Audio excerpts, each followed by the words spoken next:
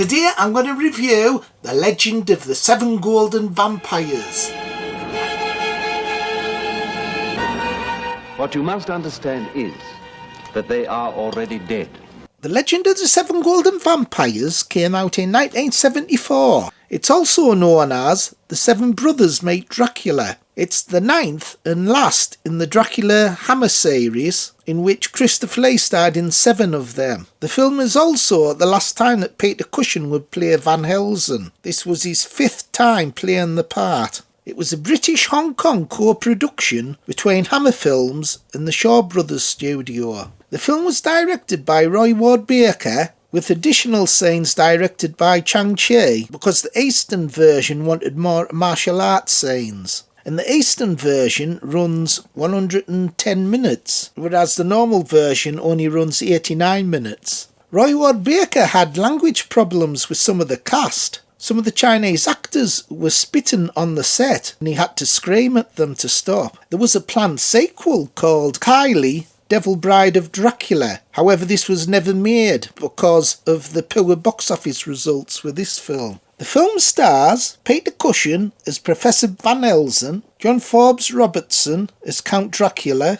Robin Stewart as Leland Van Helsing, Julie Edge as Vanessa Buren. Was adapted into a 15-page comic story by Steve Moore and Brian Lewis, published in The House of Hammer issue 4 in 1977. It was later reprinted in issue 24 of the same publication in 1982. So the plot about this film's Van Helsing's in a group searching about the 7 golden vampires, a legend. It's in the Far East and the date's 1904. So this film's set after Dracula and the Brides of Dracula, and it's set before Dracula Day 1972. So this film's just after the Satanic Rites of Dracula. It's a bit disappointing. I wish they'd have just continued after the Satanic Rites of Dracula with the same group, because that was a brilliant film. However, they've gone backwards. So it's a shame it wasn't continuing into the 1970s, because I thought them 2 films were brilliant. Dracula Day 1972 and the Satanic Rites of Dracula. And although this film's classed as the final in the Dracula Hammer series, it doesn't have Christopher Lee in, and he's a massive miss. Instead you get this guy with a red lipstick playing Dracula. He looks more like bloody Danny LaRue. Down Paradise Road.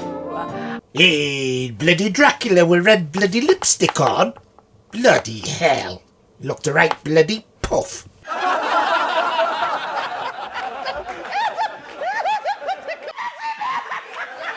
At least Peter Cushing's in this film, so there's like continuity that way. And this will be the last time he plays Van Helsing, the 5th time. But unfortunately he's battling against a Dracula that looks more like a bloody old drag queen. Christopher Lee's the best. Better than that bloody old big sissy. What the hell was he gonna do? Hit Van Helsing with his fucking handbag?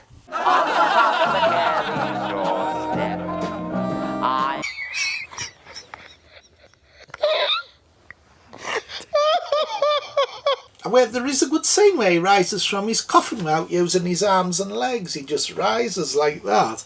Another good thing about the film's the location work, with it set in a foreign country, the Far East. You don't get locations like that in other Hammer films. And another good scene in this film's the vampires when they rise from the ground.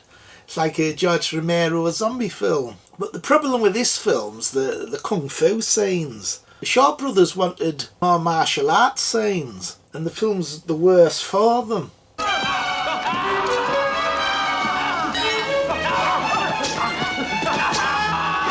It slows the film down, and they're badly choreographed as well.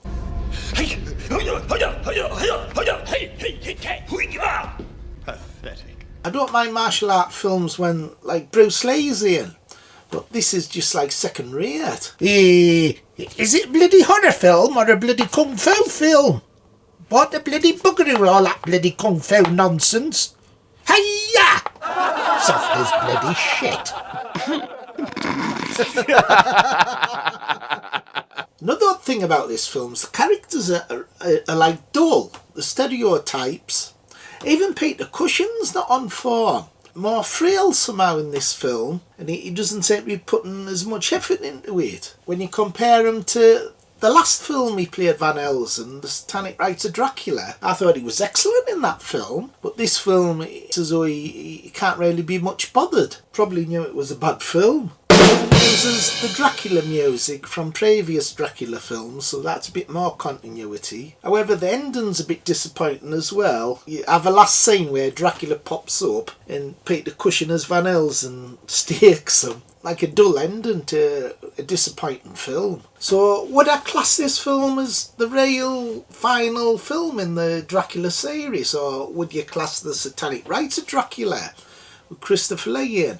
So I think you have to class this as the final Hammer Dracula film, because it does feature Dracula, but it's a real poor ending. Like I really class The Satanic Rites of Dracula as the last proper Dracula film from Hammer, with having Christopher Lee in. Like, that was a great ending. Then you get this dud. A lot of people like it.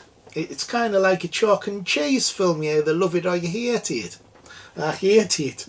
So I'm always banging on about the 70s being great for Hammer. I suppose this film was unusual. It did do some different things. The story set in the Orient and having kung fu in it. However, it is a bad example of how good Hammer was in the 70s. And I'd class it as the worst in the Hammer series of Dracula films. So there's only 3 more Dracula films from Hammer that I haven't reviewed yet. Dracula has Risen from the Grave. That's my favourite Hammer Dracula film.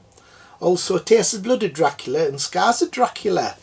So when I've reviewed them 3, I'll rate the films in order. So what would I give this film out of 10? I'll be generous. I'll give it 2. 2 out of 10. It wasn't my cup of tea. What about you, Bones? Did you like it? I bloody fell asleep, Phil. Soft as bloody shit it was. Load of bloody rubbish. Okay, everybody, bye. See you next time. Like, subscribe and share. Bye. Bye.